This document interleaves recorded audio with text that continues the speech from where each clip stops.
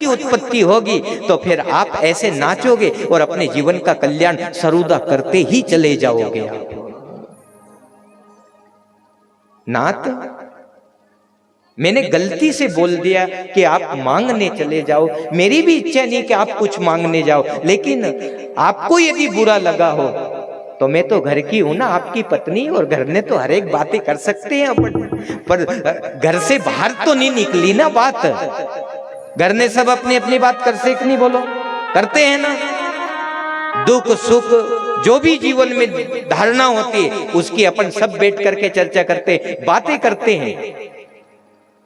परंतु सुदामा ने कह दिया कि मैं नहीं जाऊंगा, क्योंकि उसे डर था कि मैंने भगवान को गुरुकुल में भूखा मारा और उसके दिए एक मुट्ठी जो चना था उसके भाग का वो भी मैंने ही खा लिया था, तो वो मुझे कैसे द्वार पे आने देगा। वो कह देगा निकालो रे इसको यहाँ से, धक्का मार के बाहर कर दो, इसको मत आने दो, इसने मुझे भूखा मारा था।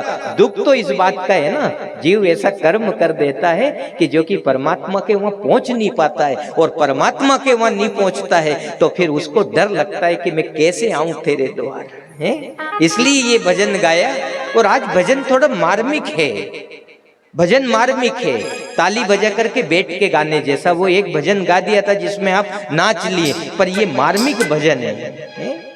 अरे आप भी कहीं उत्सव में जाते हो, आप भी कहीं शादी में जाते हो और किसी ने कह दी तू तो अभी गाड़ी में बैठ जा, देर हो रही, पर होने की चुनर तो ओढ़ लूं। अरे अतरी भी देर नहीं, यहाँ तो अपने चलना है। तो फिर चलते चलते कम से कम आपने पहले की माता बहनों को याद है कि चुनड़ एक ही रहती थी, तो होने की मताबड़ो तो धोला बदे बुरो लागेगो, तो मताबड़ो धोके गाड़ी में बैठ गई। वो माता के ऊपर जो चुनर थी उसको धोके गाड़ी में बैठ गई, ताकि अब बुरो नहीं लगेगो और अच्छो लगेगो। तो लोगों ने यही तो जीवन का संदेश दिया है कि कैसे जाऊं मैं उसे द्वारे, चुनर मारी मेली गणी। कैसे जाऊं मैं उसे द्वारे, चुनर मारी।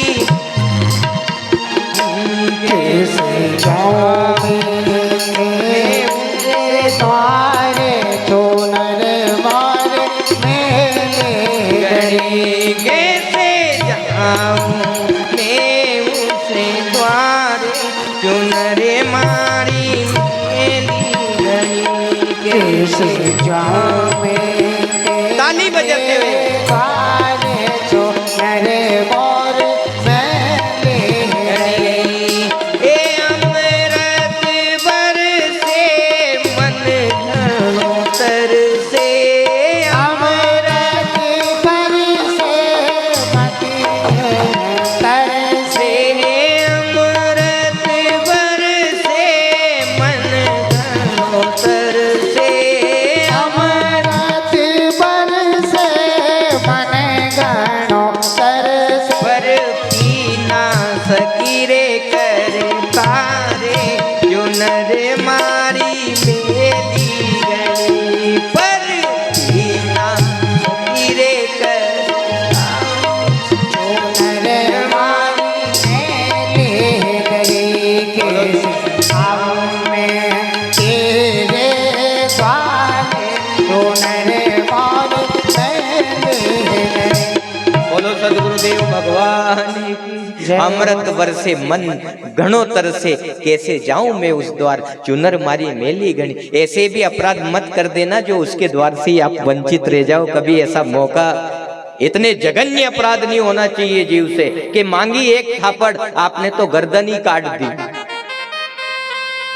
ऐसे अपराध मत करना। जहां थापड़ से काम चले ना वहां गर्दन काटने की जरूरत नहीं है, पर लोगों ने जघन्य अपराध कर दिया। सुदामा तो केवल एक मुट्ठी चना खा लिया था, उसके कारण ही वो भगवान के द्वार पे नहीं जा रहा था और कह रहा था कि वो धक्का निकाल करके मुझे भगा देगा, धक्का दे करके। नहीं नाथ आप डरो मती, जाने की हिम्मत रखो और मैं व्यवस्था करती हूँ। तो 2-3 मुट्ठी चावल मांग के लाई सुशीला। 2-3 मुट्ठी चावल भी घर ने नहीं था, बताओ, लेकिन फिर भी क्या सामर्थ्य थी उस युग पुरुष के पास में। इसीलिए तो अपन यही तो खोजते हैं कि कुछ यहाँ से मिल जाए, कुछ यहाँ से मिल जाए, कुछ यहाँ से मिल जाए और मेरे जीवन का कल्याण हो जाए। 2-3 मुट्ठी चावल लेके आई और बांधने का एक ऐसा अच्छा फ्रेश बटका भी नहीं था, फाटा टूटा कहीं का पड़ा होगा, उसमें बांध करके और सुदामा को दिया और कहा कि नाथ ले जाओ, और माथे टेक करके दिया कि हे द्वारिका नाथ, मेरा पति तो इतना पवित्र पावन संदेश देता है जगत को और इतनी निर्मल और पवित्र आत्मा है कि वो कभी आपसे नहीं कहेगा कि मारे घर ने गरीबी है, पर आप इन चावल देख के समझ जाओ कि मारे घर ने कतरी गरीबी है। बताओ, तो जीवन में कभी ऐसी ऐसी व्यवस्था बन पड़े तो ऐसे ऐसी विचार धारणा भी आपके जीवन में आप रखना और परमात्मा से कहना कि परमात्मा मांगने की आदत नहीं है, पर यूं कहते नहीं कि तू चले 1 कदम तो मैं चलूं 60, तू आगे आगे चले तो कभी ना छोड़ू साथ। तो फिर इस थोड़े में भी आप कुछ ज्यादा की कृपा कर देना और मेरे घर की गरीबी मिटा देना, तो परमात्मा सब कुछ देता है माता बहना है। आप यूं कहते हैं कि परमात्मा नहीं देता है, पर परमात्मा सब कुछ देता है और जो भी दिया है वो सब परमात्मा ने दिया है अपन को।